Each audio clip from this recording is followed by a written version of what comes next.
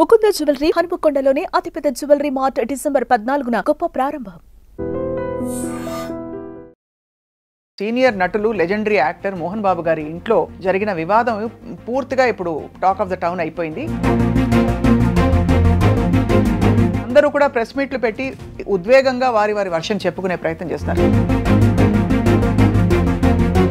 మోహన్ బాబు గారి ఇంట్లో ఎందుకు ఇలా జరిగింది? Welcome to this candid conversation. రాజులకు కూడా కష్టాలు వస్తాయా అంటే మనకి చాలా కథల్లో మనం విన్నాం. అనేక మంది సంతానం ఉండే రాజుల రాజ్యాల విషయంలో, ఆస్తుల పంపకాల విషయంలో మనం ఎన్నెన్నో ఎగ్జాంపుల్స్ వింటూ ఉంటాం. ఇవాళ రాజును ఎందుకన్నానంటే మనకు అందరికీ సుపరిచిత సీనియర్ నటులు లెజెండరీ యాక్టర్ మోహన్ బాబు గారి ఇంట్లో జరిగిన వివాదం పూర్తిగా ఇప్పుడు టాక్ ఆఫ్ ద టౌన్ అయిపోయింది. అందరూ కూడా ప్రెస్ మీట్లు పెట్టి ఉద్వేగంగా వారి వర్షన్ చెప్పుకునే ప్రయత్నం చేస్తున్నారు. కానీ మానవ సంబంధాలు, సామాజిక కోణాలు, క్రమశిక్షణ ఇవన్నీ చెప్పే మోహన్ బాబు గారి ఇంట్లో ఎందుకు ఇలా జరిగింది, దీనికి పరిష్కారం ఏంటి, కథ సుఖాంతం ఎలా అవుతుంది? కృష్ణకుమార్ గారు అందరికీ సుపరిచిత సోషల్ యాక్టివిస్ట్ అండ్ విశ్లేషకులు మనతో ఉన్నారు. నమస్కారం అండి. నమస్కారం. కృష్ణకుమార్ గారు, నిజంగా బాధాకరం అండి. అవును, ఇది అంటే తండ్రి కొడుకుల మధ్య వచ్చిన ఈ చిన్న వివాదం బాగా పెద్దదైపోయింది. అసలు ఎందుకు అంటే గతంలో మనం ఇలాంటి ఎగ్జాంపుల్స్ చూసామా? అంటే లెజెండరీ యాక్టర్స్ ఎన్టీఆర్ గారు కావచ్చు, మనకి అక్కినేని నాగేశ్వరరావు గారు కావచ్చు, అనేక మంది సంతానం ఉన్నా కూడా ఎక్కడా ఇలాంటి విభేదాలు రాలేదు, మనకు తెలిసి రాలేదు. వాళ్ళు ఏంటంటే ఎక్కడికక్కడ ఎవరిది వాళ్ళకి కనెక్టింగ్గా పెట్టకుండా, కంబైన్డ్ ప్రాపర్టీస్ పెట్టకుండా ఎవరిది వాళ్ళకి ఇచ్చేశారు. సో ఎవరి దాంట్లో ఎవరు ఇన్వాల్వ్ అవ్వాల్సిన అవసరం లేదు. ఒక అన్నపూర్ణ స్టూడియో గురించి చెప్పుకుంటారు, అది అందరికీ ఉంది వాటా అని. అందరూ కలిసి దాన్ని విడదీయలేరు కాబట్టి అందుకే ఎన్టీఆర్ గారు చిన్న చిన్న స్టూడియోలు కట్టి అంటే ఏదో చేశారు. ఎవరు మాట్లాడరు. అందరికీ అలా కుదరదు. అందరికీ ఎందుకు కుదరదు అంటే జీవితం చాలా తత్వభరితమైంది. ఎంత ఉద్వేగభరితమైందో అంత తత్వభరితమైంది కూడా. ఉద్వేగం ఎక్కువైనా ప్రాబ్లమే, తత్వం ఎక్కువైనా ప్రాబ్లమే. ఇప్పుడు చిన్న వయసులో తత్వం వచ్చిందనుకోండి, చేయాల్సినవి చేయరు.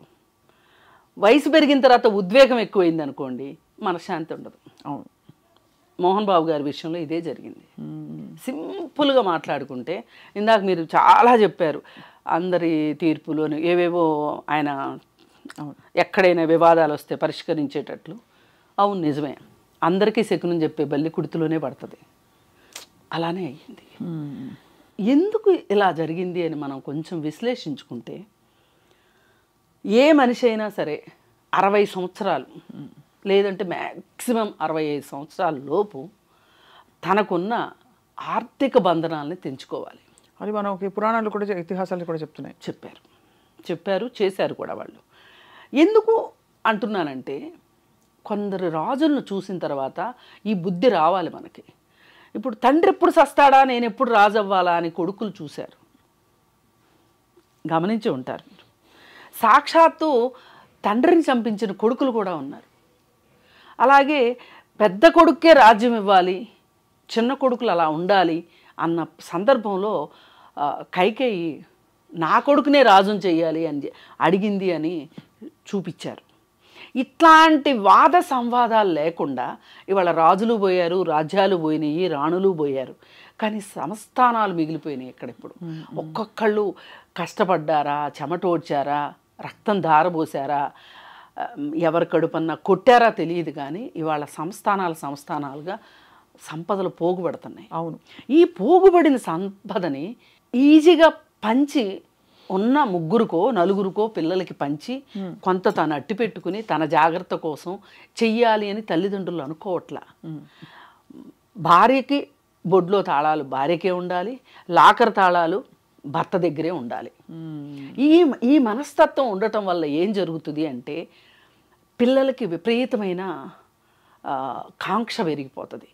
నేనే ఎక్కువ తీసుకోవాలి. ఇప్పుడు పంచి ఇచ్చారనుకోండి, వాడికి వెళ్ళిపోయాక దాని మీద మనకు మనసు ఉండదు. కానీ ఇవి పంచినట్టే కదా ఇంచుమించు. అసలు ఈ విషయంలో చూస్తే ఏమో తెలియదండి. పంచలేదని కొంతమంది అంటారు, పంచారని కొంతమంది అంటారు. మరి పంచితే ఇంకెందుకు? ఇప్పుడు మనోజ్ అక్కడ ఎక్కువ పెత్తనం జరిగిపోతుంది, విష్ణు అక్కడ ఎక్కువ పెత్తనం చేస్తున్నాడు అనే మాట ఎందుకు వస్తుంది? విష్ణు మరి మనోజ్ ఎందుకు మాట్లాడతాడు? నాకు అర్థమైనంతలో పంచలేదు. పైగా ఆయన తన అజమాయిషీ కిందనే ఉండాలి అనుకున్నట్లు ఉన్నాడు. ఇప్పుడు విష్ణు కూడా అదే చెప్తున్నాడు, నాన్నగారు ఉన్నంత వరకు కదిలించడానికి వీల్లేదు. ఈ నాన్నగారు ఉన్నంత వరకు కదిలించడానికి వీల్లేదు అంటే ఈలోపు వీళ్ళు తిండి తినకుండా సావాలా? మనలో మాట. ఇప్పుడు ఆస్తులు ఉండేది ఎందుకండి? ఎంజాయ్ చేయడానికి, అంటే కరిగించుకుని తినమని కాదు నా ఉద్దేశం. అవి మనకు ఉన్నాయన్నే దన్ను ఉండాలి, అవసరమైతే వాడుకోవడానికి కూడా పనికి రావాలి. అసలు డబ్బు అంటే ఏంటి? ఒక ఇంధనం. మన కారులో పెట్రోల్ అయింది, కారు నడుస్తుందా? కారు దాకా వెళ్ళొద్దండి. మన పొట్టలో బ్రేక్ఫాస్ట్ పడకపోతే లంచ్కి ఎంత వెంపర్లాడతాము. అంటే ఇప్పుడు ఇక్కడ చూస్తే పరిస్థితి మనం స్పెసిఫిక్ గా మాట్లాడుకుంటే ముగ్గురు బయటికి రాలేదు, ఒకరే బయటకు వచ్చి అన్నారు. అంటే ఒకరికి ఇవ్వక ఇద్దరికి ఇచ్చారనా? ఎందుకంటే వాళ్ళిద్దరూ అనుభవిస్తున్నారు. అయితే కొత్త కోడలు వచ్చిన తర్వాత బహుశా తనకి జరగవలసినంత మర్యాద ఇంట్లో జరగలేదని చెప్పి విడిగా వెళ్ళిపోదాం అనుకున్నారా మనోజ్ గారు?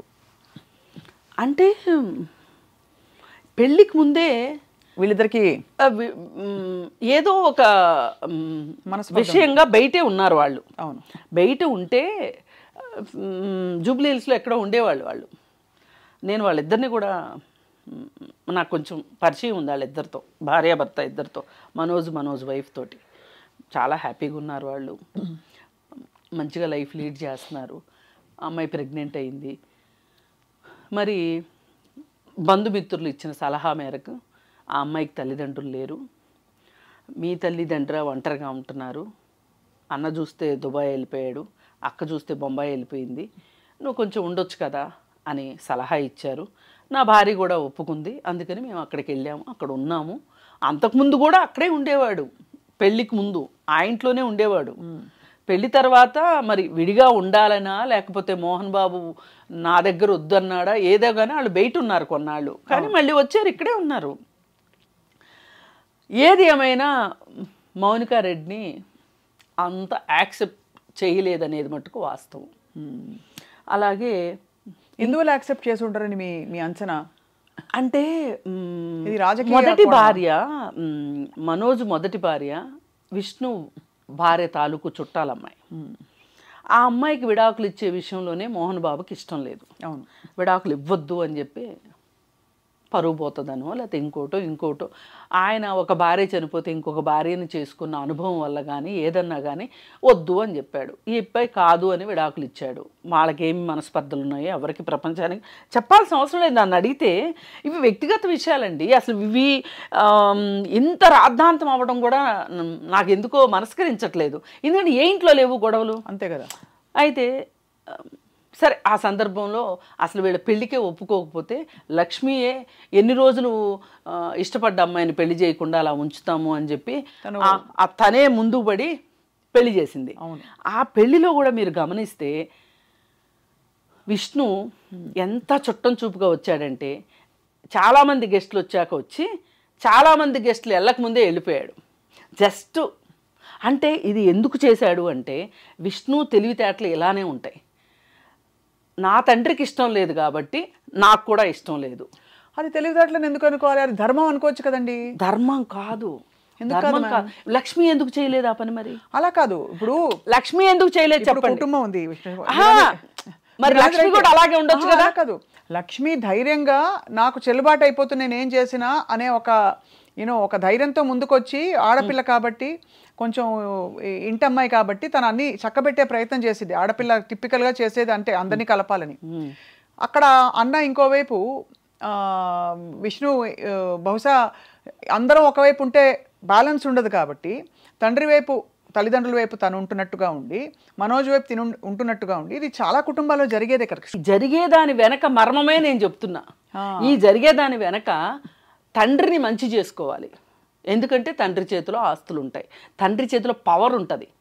పవర్ చుట్టూ తిరుగుతాయండి పాలిటిక్స్ మొత్తం. Family biggest politics in the world family politics.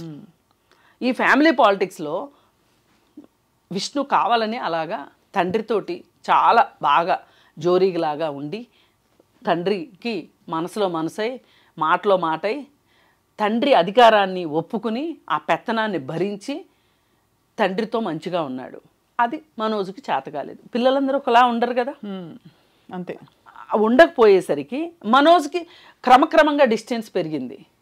పైగా వీళ్ళ మధ్యలో ఎప్పటి నుంచో గొడవలు ఉన్నాయి అనడానికి మనోజ్ చెప్పిన కారణం చాలా సముచితంగా ఉంది. అదేంటి అంటే విద్యా సంస్థల నుంచి వస్తున్న డబ్బులతోటి విష్ణు సొంతగా సినిమాలు తీస్తున్నారు, ప్రొడక్షన్ హౌస్ పెట్టి. డబ్బాలు వెళ్తున్నాయి కానీ డబ్బులు రావట్లా, డబ్బాలు తిరిగి వస్తున్నాయి కానీ డబ్బులు మట్టుకు తిరిగి రావట్లా. అయితే అన్నీ పోయిన సినిమాలే కదా, ఒక్క సినిమా ఆడి డబ్బులు వచ్చింది ఏమున్నాయి? ఈ మధ్యకాలంలో జిన్నా సినిమా అట్ర ఫ్లాప్, తెలుసు కదా, 5 పైసలు రాలేదు దాంట్లో, పోయినాయి కానీ. అయితే మరి మనోజు బయట ప్రొడక్షన్ హౌసుల్లో పనిచేస్తున్నాడు, హీరోగా పనిచేస్తుంటే తనకు రెమ్యూనరేషన్ వస్తుంది, ఆ సినిమాలు తీసిన వాళ్ళకి డబ్బులు వస్తున్నాయి. మరి సొంత ప్రొడక్షన్ హౌస్ని పెట్టి ఆడే సినిమాలు నటించగలిగిన సత్తా ఉన్న మనోజ్ని పెట్టి సినిమా ఎందుకు తీయలేదు? విష్ణుని పెట్టే ఎందుకు సినిమా? అంటే మీ ఆంతర్యం ఏంటంటే ఒకళ్ళని తక్కువ చేసి ఒక కొడుకుకి ఎక్కువ ప్రాధాన్యత ఇచ్చారు అనేది తేట తెల్లం అవుతుంది. కానీ ఒకటి రవికుమార్ గారు, అంటే ఇక్కడ మీరు అన్న పాయింట్ నేను సవినయంగా స్వీకరిస్తూనే, మనకి పురాణాల్లోనే కనిపిస్తుంది కదండి, పురాణాల్లోనే ఇటువంటి ఉదాహరణలు ఉన్నాయి. శ్రీరామచంద్రుడికి అలా అని ఇక్కడ ఏదో అలా అని భరతుడు చెడ్డవాడని మనం ఎలా అంటాము? నేను చెడ్డవాడు అనట్లేదు, నేను చెడ్డవాళ్ళు మంచివాళ్ళు అనట్లేదు. ఒక తండ్రిగా నువ్వు సమానంగా చూడాల్సిన బాధ్యత ఉందా లేదా? ఒక తండ్రికి పిల్లలు ఎలా అన్నా ఉండేవండి. ఇద్దరు పిల్లలు ఉన్నారండి, ఒకళ్ళు చాలా సెల్ఫ్ సఫిషియెంట్గా చాలా బాగుంటారు. ఒక అబ్బాయికి అనారోగ్య కారణాల వల్ల కావచ్చు, లేకపోతే అతనికి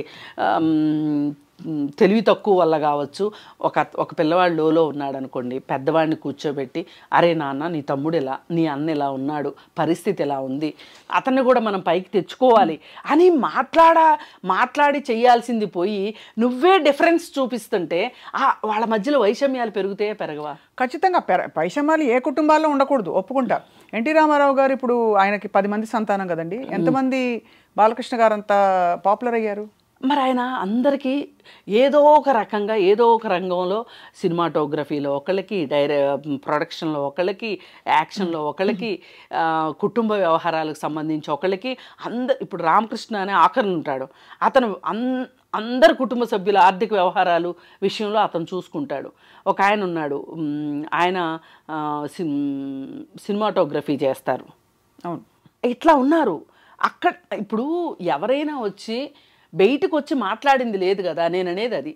ఇప్పుడు ఇక్కడ ఎందుకు అయ్యింది ఇంత అంటే, మనోజ్కి ఎందుకు ఆ ప్రాధాన్యత ఇవ్వలేదని మనం మీ విశ్లేషణ, లేదు కొంతమంది అభిప్రాయం? లేవు కదా. నాకు అందరూ నన్ను అల్లారు ముద్దుగా నిన్ను పెంచాను, అందరికంటే ఎక్కువ నీ మీదే ఖర్చు పెట్టి పంపించానని స్వయంగా తండ్రి గారు అన్నారు కదండి. కాదు, నీ మీదనే ఎక్కువ ఖర్చు పెట్టాలనుకున్నాను, నిన్ను చదివిద్దాం అనుకున్నాను, కానీ నువ్వు చదువుకోలేదు అన్న పక్కన ఒక ఫిల్ ఇన్ ద బ్లాంక్ ఉంది. నీకే ఎక్కువ ఖర్చు పెట్టి చదివిద్దాం అనుకున్నాను కానీ నువ్వు చదవలేదు అనేది ఫిల్ ఇన్ ద బ్లాంక్.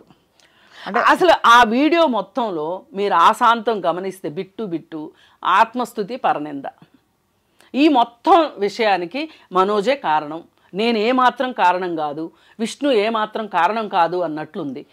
ఇది వింటే ఒకవేళ మనోజ్ మనసు మార్చుకుని ఒక చోట కూర్చుని అక్రాస్ ది టేబుల్ ప్రశాంతమైన వాతావరణంలో కూర్చోవాలి అని అనుకుంటే కూడా అతను వెనక్కి వెళ్ళిపోయేటట్లుంది ఆ వీడియో. ఇప్పటికైనా నువ్వు నష్ట నివారణ చర్యలు చేపట్టాలి అంటే కొన్ని మాటలు మాట్లాడకూడదు. అవును, విష్ణు కూడా అదే మాట్లాడుతున్నాడు. మనోజ్ చేసిన దానికి నా తండ్రి చాలా తక్కువ చేశాడు అని మాట్లాడుతున్నాడు. నువ్వు కాదు ఆ మాట అనవలసింది, మోహన్ బాబు అనాలి. నువ్వెందుకంటావు? ఇప్పుడు అసలే మీ ఇద్దరికి గ్యాప్ ఉంది, ఈ గ్యాప్ను ఫిల్ చేయాల్సిన మోహన్ బాబు గారి గ్యాప్ను ఫిల్ చేయకపోగా అది ఏదన్నా కానివ్వండి ఆ గ్యాప్ పెరుగుతా వెళ్తుంది. ఇప్పుడుకైనా సరే, ఇప్పుడు లక్ష్మి ఎందుకు ఏమీ మాట్లాడుకోకుండా వెళ్ళిపోయింది? ఇది నా వల్ల కాదు అనేది ఆమెకు అర్థమైపోయింది, ఇది నా కప్ ఆఫ్ టీ కాదు అని అర్థమైంది ఆమెకి, వెళ్ళిపోయింది. నా వల్ల కాదు అనిపించింది. గతంలో పరిష్కరించిన తనే పెళ్లి విషయం అప్పుడు, ఇప్పుడు ఈసారి తను ఏమి ఇంకా కుదరని పని అని వైదొలగడం అది ఓకే అంటే ఎవరి బాగోగులు. కానీ ఇతను వచ్చిన దగ్గర నుంచి ఇంకొంచెం ఎక్కువ రాజుకుంటుంది తప్పితే ఇతను ఇచ్చే స్టేట్మెంట్ల వల్ల విష్ణు గారు ఇచ్చే విష్ణు ఏది ఏమైనా ఇది మా కుటుంబ వ్యవహారం, మేము తేల్చుకుంటాము అంతే కదండి అనేసేసి ఊరుకుంటే బాగుంటుంది. ఇప్పుడు మోహన్ బాబు గారు కూడా ఆ ఆడియో రికార్డు పంపించిన దాంట్లో ఎక్కడా కూడా ఆయన ఒక్క తగ్గమని నేను అనట్లా, కానీ కోపంలో ఉన్న కొడుకుని మచ్చిక చేసుకోవాల్సిన అవసరం అయితే తల్లిదండ్రులకు ఉంటుందండి. అది ఏ వయసు అయినా కానివ్వండి, అది తల్లిదండ్రులకు మాత్రమే తెలిసిన విద్య. అది అంటే ఒక వయసు అయ్యాక కృష్ణకుమారి గారు తల్లిదండ్రులే పిల్లలు ఈడొచ్చిన పిల్లలు చెట్టంత కొడుకుని ఊరికే అంటారండి. కొడుకులు పెద్ద అయ్యాక కొడుకులు కావచ్చు, కూతుర్లు కావచ్చు, ఇవాళ రోజుల్లో వాళ్ళ జీవితాలు బాగోగులు వాళ్ళు చూసుకుంటూ ఎక్కువ అందులో మనకి చట్టపరంగా చూసినా కూడా కష్టపడి సంపాదించిన ఒక ఆస్తిలో, కష్టార్జితంతో సంపాదించిన ఆస్తి ఎవరికి కావాలంటే వాళ్ళు ఇచ్చుకోవచ్చు. అవును, అది ఉంది చట్టపరంగా చూస్తే. ఇక సామాజిక సోషల్ నైసిటీస్ అంటారా, ఎవరి బాధ్యతలు వాళ్ళు తెలుసుకోవాలి.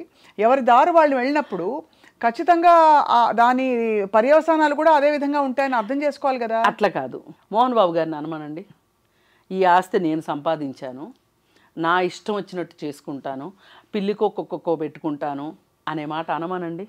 ఆ మాట అంటే జనాలు ఏమనుకుంటారో, కొడుకును కాదని ఊరోళ్ళకి ఇస్తావా అంటారు. ఇప్పుడు రతన్ టాటా సొసైటీకి చేశారు, అలాగే అజిమ్ ప్రేమ్జీ చేశారు, శివనాడార్ చేశారు, ఇంకా చాలామంది ఉన్నారు చేస్తున్న వాళ్ళు, ప్రపంచవ్యాప్తంగా చేస్తున్న వాళ్ళు కూడా ఉన్నారు. కానీ వీళ్ళందరూ ఏం చేస్తారు అంటే, వాళ్ళకి పిల్లలు అంటూ ఉంటే వాళ్ళకి ఇవ్వదలుచుకున్నది వాళ్ళకి ఇచ్చేసేసి తను పెట్టుకున్న దాన్ని ఇలాంటి ఫిలాంథ్రఫీకి వాడతారు. అలా చేస్తారు. కానీ అసలు మీకు నేను ఏమి ఇవ్వను, నేను మొత్తం కుక్కకో పిల్లికో పెట్టుకుంటాను అని మట్టుకు అనరు. ఎందుకంటే అరే కన్నాడు కదా, సంపాదించాడు కదా, పిల్లలకి ఇవ్వాల్సిన బాధ్యత లేదా అంటారని చెప్పి పిల్లలకి ఇవ్వడానికే మొగ్గు చూపుతారు. తల్లిదండ్రులను చూసుకొని పిల్లలకు కూడా తల్లులు ఆస్తులు ఇస్తున్న రోజులు ఇవి. ఎందుకు అంటే సమాజానికి భయపడి, సమాజం ఏమనుకుంటుందో అని భయపడి. ఆ మాట మట్టుకు మోహన్ బాబు గారు అనడు, ఎందుకంటే మళ్ళీ ఈ చెడ్డ పేరు ఎక్కడొస్తుందోనని. కానీ పిల్లల ముగ్గురిని సమానంగా చూసే విషయంలో, ఆస్తి పంచే విషయంలో కానీ, ప్రేమాభిమానాల విషయంలో కానీ ఎక్కడో ఒక ఇంబ్యాలెన్స్ అయితే ఆ ఇంట్లో నడిచింది అనేది అర్థమవుతుంది. పైగా ఇంకొకటి, అన్నిటికన్నా చాలా ప్రమాదకరమైన వ్యాఖ్య విష్ణు చేసింది. ఏ వినయ్ వల్ల అయితే ప్రాబ్లమ్స్ వస్తున్నాయి అని మనోజ్ అన్నాడో అతని గురించి మంచి సర్టిఫికెట్ ఇచ్చాడు. ఇది మనోజు ఏదైనా ఒక మనసు మార్చుకుని, సరే మా అన్నయ్య, సరే మా నాన్న నాకు అన్యాయం జరిగినా నేను సరిపెట్టుకుంటాను అనే ఉద్దేశంలోకి మనోజు వద్దాము అనుకున్నా కానీ ఇలాంటి డేంజరస్ స్టేట్మెంట్స్ వల్ల అతను ఇంకాస్త గట్టిపడతాడు తప్పితే మెత్తపడడు. నో ఖచ్చితంగా ఏదేమైనా కృష్ణకుమార్ గారు, ఇప్పుడు రూల్స్, చట్టం, అలాగే న్యాయ వ్యవస్థ ఇవన్నీ ఇంకోవైపు, సామాజిక బాగోగులు మంచి చెడులు అన్నది అది వేరే అవుతుంటుంది. మీ కోణంలో ఉండేది ఒక కోణం ఉంటుంది. నేనేమంటున్నానంటే ఇప్పుడు వినయ్ అనే అతను అవుట్ సైడర్, ఎవరెన్ని మాట్లాడుకున్నా మనము అవుట్ సైడర్స్మి. అవును కదా, మరి అలాంటప్పుడు వినయ్ని వెనకేసుకు రావడం ఏంటంటారు? వినయ్ని వెనకేసుకొస్తే అసలు మనోజ్ వ్యతిరేకిస్తుందే ఈ వినయ్ని. ఇది కొంచెం గ్యాస్ లైటింగ్ అవ్వదు? ఇప్పుడు మనం ఇవాళ ఏ పరిస్థితిలో ఉంది ఆ కుటుంబం, ఎవరైనా సరే తగ్గి అసలు ముందు ప్రపంచానికి వార్తలను ఇవ్వడం మానేయాలి అనే ఒక పరిస్థితిలో ఇవాళ ఆ కుటుంబం ఉంది. నేనైతే ఈ విషయానికి మటుకు చాలా బాధపడుతున్నా. ఎందుకంటే ఏ ఇంట్లో గొడవలు లేవు, అందరిళ్లలోనూ గొడవలు ఉన్నాయి. కానీ ఇలా మొత్తం మీడియాకి ఎక్కుతున్నాయా? ఒక సెలబ్రిటీ అనే హోదా ఎంత ముళ్ళ కిరీటమో ఇప్పుడు అర్థమవుతుంది. అవును, మరి ఈ పరిస్థితుల్లో దీని నుంచి ఎంత త్వరగా బయటపడాలి అనే ఒక ఆతృత ఉండాలి. ఇంకా గొడవలు పెంచుకుందాం అనే దానికన్నా ఎంత తొందరగా, అసలు ఇప్పుడు వినయ్ అతను ఒక ఎంప్లాయీ, అంతకంటే అతని గురించి కామెంట్ చేయడానికి లేదు అని ఉంటే అయిపోయిండేది. అంతే కదా. అలా అనకుండా ఏ మనోజు ఎవరి గురించి అయితే మాట్లాడుతున్నాడో అతను నువ్వు వెనకేసుకొస్తున్నావు అంటే అతను నువ్వు ఒకటేనే కదా అర్థం. అవును, నేనేమంటున్నానంటే కుటుంబ వ్యవస్థని కాపాడుకోవటం కానీ, కుటుంబాలని కాపాడుకోవటం కానీ చాలా కష్టతరమైన విషయం. ఒక బిజినెస్ని విజయవంతంగా నడపచ్చు, కానీ ఒక కుటుంబాన్ని విజయవంతంగా నడపడం చాలా కష్టం. ఎందుకు అంటే వాళ్ళ ఒక బిజినెస్లో బయట వ్యక్తులు ఉంటారు, వాళ్ళతో మనకి ఏ విధమైన అటాచ్మెంట్స్ కానీ, ఏ విధమైన ఎక్స్పెక్టేషన్స్ ఉండవు, భావోద్వేగాలు ఉండవు. కానీ కుటుంబం అనేసరికి ఇవన్నీ ఉంటాయి, భావోద్వేగాలు ఉంటాయి. వీటిని కాపాడుకోవాలి అంటే హ్యాండిల్ విత్ కేర్ ఉండాల్సిందే. తప్పకుండా హ్యాండిల్ విత్ కేర్. కానీ ఏదేమైనానండి ఎవరి కోణం వారిది కృష్ణకుమారి గారు. ఇందులో మీరు చెప్పిన కోణాలు కొన్ని కరెక్టే అయినప్పటికీ ఇక్కడ ఏంటంటే విషయం, ఇది చాలా సున్నితమైన విషయం. అల్టిమేట్గా వాళ్ళందరూ కలుస్తారు. కలవాలి కూడా. మనం ఎంత కామెంటరీ ఇచ్చినా కూడా కలవాలి, కలుస్తారని ఆశిస్తాం కదండి.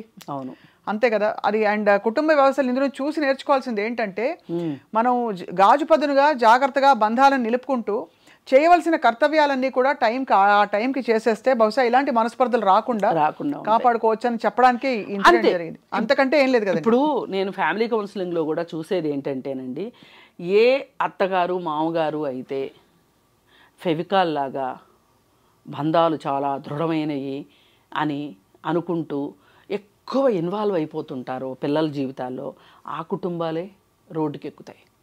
ఎవరైతే నా పాత్ర అయిపోయింది ఏంటి, పెళ్లి చేసుకున్నాం, పిల్లల్ని కన్నాం, వాళ్ళని పెంచాం, వాళ్ళని పెద్ద చేసాం, ప్రయోజకులను చేసాం, మా పాత్ర అయిపోయింది, మా డ్యూటీ మేము ఫుల్ఫిల్ చేసాం, ఇంకా బతకటం అనేది వాళ్ళ డ్యూటీ అని వదిలేస్తారో ఆ కుటుంబాలు చాలా బాగుంటాయి. అలా కాకుండా అన్నీ మళ్ళీ ఇంకా నేనే ఉండాలి, నా పిల్లలు అనే ఒక మనస్తత్వం ఇలాంటి కుంపట్లు చేస్తాయి. అందుకే నేను మొదటి నుంచి నాకు ఖలీల్ జిబ్రాన్ అంటే చాలా ఇష్టం. ఆయన సూక్తి ఒకటి ఉంటుంది, పిల్లలు నీలో నుంచే వస్తారు కానీ నీ వాళ్ళు కాదు. అది మనం ఎంత బాగా అర్థం చేసుకుంటే మన జీవితాలు అంత బాగుంటాయి. నాకు పిల్లలు ఉన్నారు, నేనైతే అదే పాటిస్తా. నేనే కన్నా, నేనే పాలిచ్చాను, ప్రసవ వేదన పెట్టి కన్నాను. కానీ ఎంతవరకు ఒక పాయింట్ అయ్యాక నీ రెక్కలు నీకు వచ్చాయి, నువ్వు ఎగురు, నీ జీవితం చూసుకో అని. అందుకే పిల్లలు కూడానండి అదే ఒక స్వావలంబన చూపిస్తే తల్లిదండ్రులకు కూడా ఒకలాంటి తృప్తి అండి. ఇక్కడ నిజంగానే మీరు అన్నట్టు మీ పాయింట్ అర్థం చేసుకున్నాను కృష్ణకుమార్ గారు. తప్పకుండా ఈ సమస్య పోయి ఈ విషయం వాళ్ళది. అసలు ఇంకొకటి అండి, జీవజాలం మొత్తంలో కూడా అతి ఎక్కువ కాలం తల్లిదండ్రుల మీద ఆధారపడేది మనుషులే.